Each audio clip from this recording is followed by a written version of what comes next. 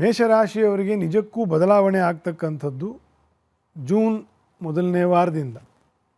ಅಲ್ಲಿವರೆಗೂ ಅವರು ಹೀಗೆ ಹೇಗಿರ್ತದೆ, ಈಗ ಹೇಗಿದೆ ಅದರ ಒಂದು ಫ್ಲೋ ಅಲ್ಲಿ ಮುಂದೆ ಹೋಗೋದು ಒಳ್ಳೆಯದು. ನಾಟ್ ಮಚ್ ಡಿಫ್ರೆನ್ಸ್, ಆಯಿತಾ. ವಿದ್ಯಾರ್ಥಿಗಳು, ವೈದ್ಯಕೀಯ ಕ್ಷೇತ್ರದವರು, ಮೆಡಿಸಿನ್ಸು, ಅಧಿಕಾರಿ ವರ್ಗ, ಪೊಲೀಸು, ಆರ್ಮಿ, ಆರಕ್ಷಕ ವರ್ಗ ಅಂತೇನು, ಇವರಿಗೆಲ್ಲ ಸ್ವಲ್ಪ ಏಳಿಗೆ ಆಗ್ತದೆ, ಆಯಿತಾ. ಸೊ ಅವಕಾಶಗಳು ಜಾಸ್ತಿ ಆಗ್ತದೆ ಮೇಷರಾಶಿಯವರಿಗೆ. ವಿಶೇಷವಾಗಿ ಗ್ರಹಶಾಂತಿಯನ್ನು, ನರಸಿಂಹದೇವರನ್ನು ಅವರು ಚೆನ್ನಾಗಿ ಪೂಜಿಸಿಕೊಂಡು ಮುಂದೆ ಹೋಗ್ತಕ್ಕಂಥ. ವೃಷಭ ರಾಶಿಯವರಿಗೆ ದ್ವಿತೀಯ ಗುರು ಬದಲಾಗುವವರೆಗೂ ಭಾಳ ಹಣದ ವರ್ಷ ಆಗ್ತದೆ ಅಂತ, ಧನಶ್ರೀ ವರ್ಷ. ದ್ವಿತೀಯದಲ್ಲೇ ಗುರು ವಕ್ರಿಯಾಗಿ ಇರ್ತಕ್ಕಂಥ ಫಲ ಅದು. ಬೇಕಾದಷ್ಟು ಅನುಕೂಲ ಆಗ್ತದೆ.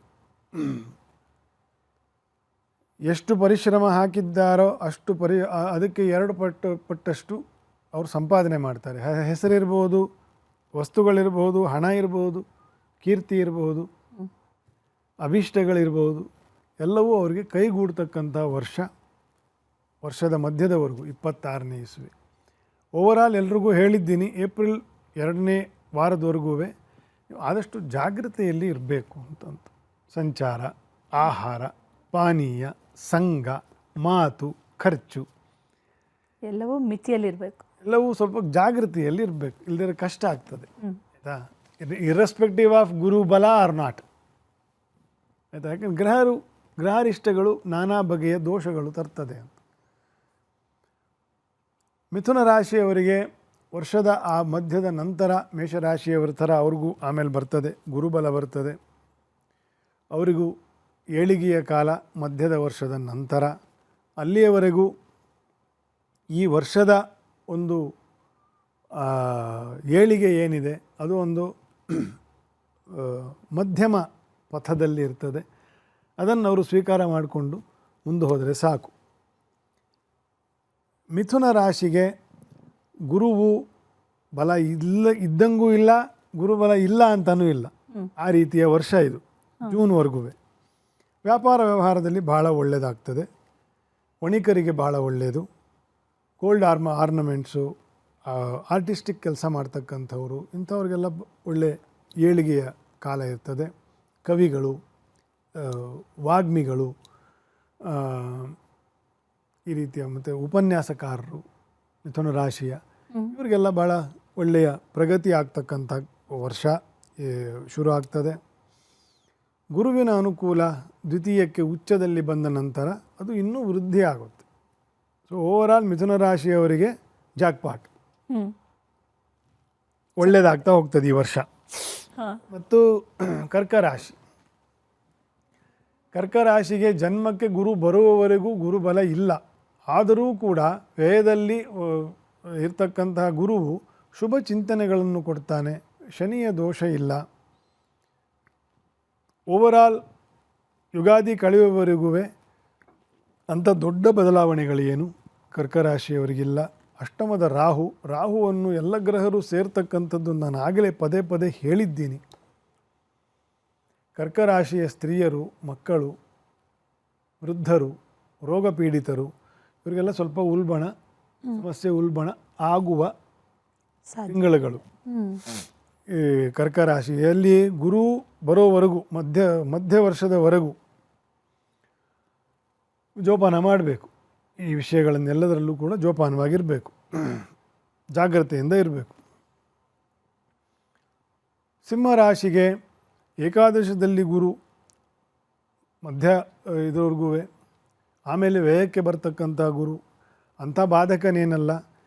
ಲಾಸ್ಟ್ ಇಯರ್ ಅಂದರೆ ಅಪ್ ಟು ಜೂನ್ವರೆಗೂ ನಿಮಗೇನು ಒಂದು ಪುಷ್ ಸಿಕ್ಕಿದೆ ಸಿಂಹರಾಶಿಯವರಿಗೆ, ಅದು ಮುಂದುವರ್ಕೊಂಡು ಹೋಗುತ್ತೆ.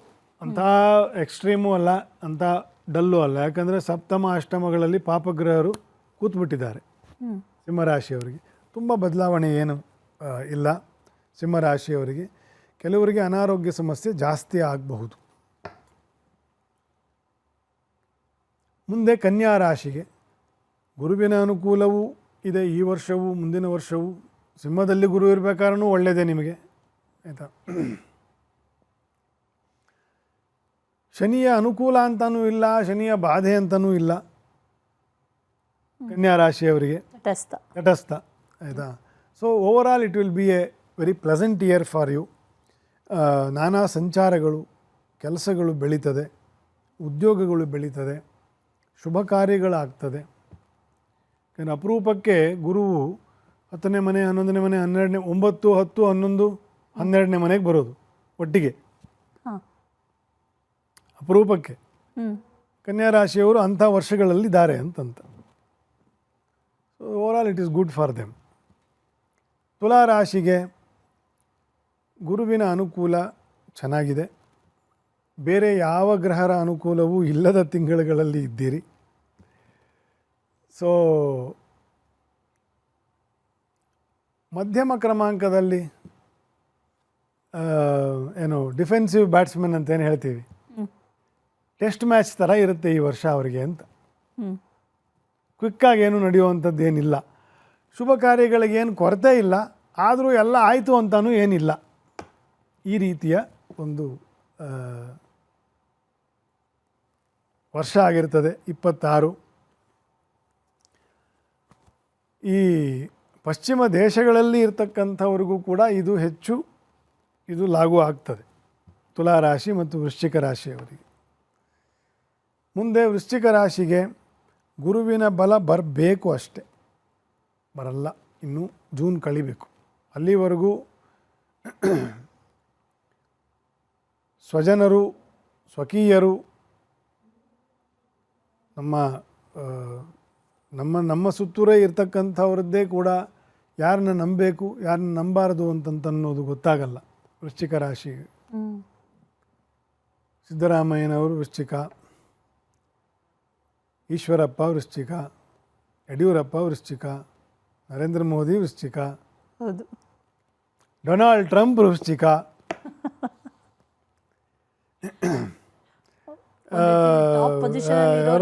ನಿತೀಶ್ ಕುಮಾರ್ ವೃಶ್ಚಿಕ, ರಾಹುಲ್ ಗಾಂಧಿ ವೃಶ್ಚಿಕ ಅಲ್ಲ, ಒಂದು ಅಂಶದಲ್ಲಿ ಧನುರ್ರಾಶಿ.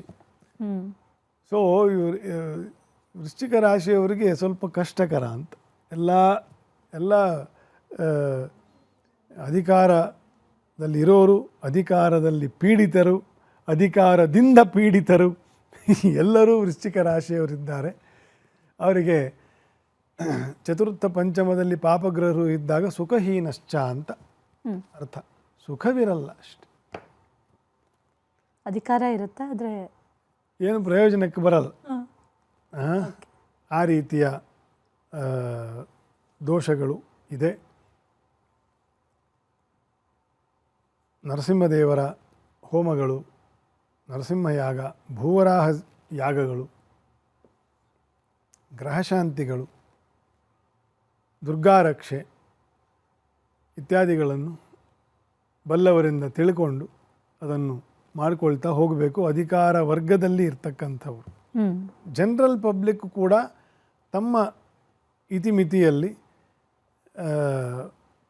ನರಸಿಂಹದೇವರ ಆರಾಧನೆಯನ್ನು ವಿಶೇಷವಾಗಿ ಮಾಡಿಕೊಂಡು ಹೋಗ್ತಕ್ಕಂಥದ್ದು. ವಿಷಮ 12 ರಾಶಿಯಲ್ಲಿ ಬೆಸ್ಟ್ ವೃಷಭ, ವರ್ಸ್ಟ್ ವೃಶ್ಚಿಕ. ಈ ವರ್ಷ ಮಧ್ಯದವರೆಗೂ ಹಿಂಗೆ ಇರ್ತದಲ್ಲಿ, ಇನ್ನೆಂತ ಹೇಳೋದು, ಹೌದು, ಜೂನ್ ಫಸ್ಟ್ ವೀಕ್ವರೆಗೂ ಹಿಂಗೆ ಇರ್ತದೆ. ಆಮೇಲೆ ಇನ್ನು 6 ತಿಂಗಳಿಗೆ ಬಂದು ಇನ್ನು 5 ತಿಂಗಳಿಗೆ ಮತ್ತೆ ಡಿಸೆಂಬರ್ ಬಂದೇ ಬಿಡುತ್ತೆ, ಮತ್ತು 27ಕ್ಕೆ ಬರಬೇಕು ನಾವೆಲ್ಲಿ. ಸೊ ಈ ರೀತಿಯ ಸಮಯ ಇರೋದರಿಂದ 50-50 ಬದಲಾವಣೆ 26. ಧನುರಾಶಿಯವರಿಗೆ ಟೈಮ್ ಚೆನ್ನಾಗಿದೆ. ಗುರುವಿನ ಅನುಕೂಲ ಯಾವ ರೀತಿ ಈ ವರ್ಷ ನಡೀತಾ ಇದೆ, ಮಧ್ಯದ ವರ್ಷದವರೆಗೂ ಹಾಗೇ ಇರ್ತದೆ. ಶನಿಯ ಬದಲಾವಣೆಯೂ ಏನೂ ಇಲ್ಲ. ಸ್ವಲ್ಪ ಆಯಾಸಗಳು, ಪಿತ್ತ ಪ್ರಕೋಪಗಳು, ಪಿತ್ತ ನೆತ್ತಿಗೆ ಏರ್ತು ಅಂತಾರೆ ನೋಡಿ, ಆ ರೀತಿಯ ದೋಷಗಳು. ಅದು ಸ್ಥಿರ ರಾಶಿಯೂ ಆಗಿರೋದ್ರಿಂದ, ವಾತ ಗುರುವಿನ ರಾಶಿಯೂ ಆಗಿರೋದ್ರಿಂದ ಪಿತ್ತ ದೋಷಗಳು ಬರ್ತದೆ ಕುಜ ಮತ್ತು ರವಿಯ ಪ್ರಭಾವಗಳಿಂದ. ಸೊ ಆರೋಗ್ಯದ ಬಗ್ಗೆ ಪಿತ್ತ ಏರದೇ ಇರುವಂತೆ ನಿಮ್ಮ ಆಹಾರ ವಿಹಾರ ಪಾನೀಯ ಸಂಘ ಎಲ್ಲವೂ ಇದ್ದರೆ ಬ್ಯಾಲೆನ್ಸ್ ಆಗಿ ಒಳ್ಳೆಯದಿರ್ತದೆ ಧನುರ್ರಾಶಿಗೆ. ಇಲ್ಲದೆ ಹೋದರೆ ಅನುಭವಿಸ್ಬೇಕಾಗತ್ತೆ. They have to be very careful ಆರೋಗ್ಯದ ವಿಷಯದಲ್ಲಿ. ಮಕರ ಮತ್ತು ಕುಂಭ ಬಹುತೇಕ ಒಂದೇ ರೀತಿ. ಮಕರಕ್ಕೆ ಇದು ಬರ್ತದೆ ಏನು ಗುರುವಿನ ಅನುಕೂಲ ಇಲ್ಲ, ಜೂನಲ್ಲಿ ಬರ್ತದೆ. ಕುಂಭಕ್ಕೆ ಇವಾಗ ಗುರುವಿನ ಅನುಕೂಲ ಇದ್ದೆ, ಜೂನಿಂದ ಗುರುವಿನ ಅನುಕೂಲ ಇಲ್ಲ. ಸೊ ಈ ಬ್ಯಾಲೆನ್ಸಿಂಗ್ ಏನಿದೆ ಅದು ಮುಂದುವರಿತದೆ.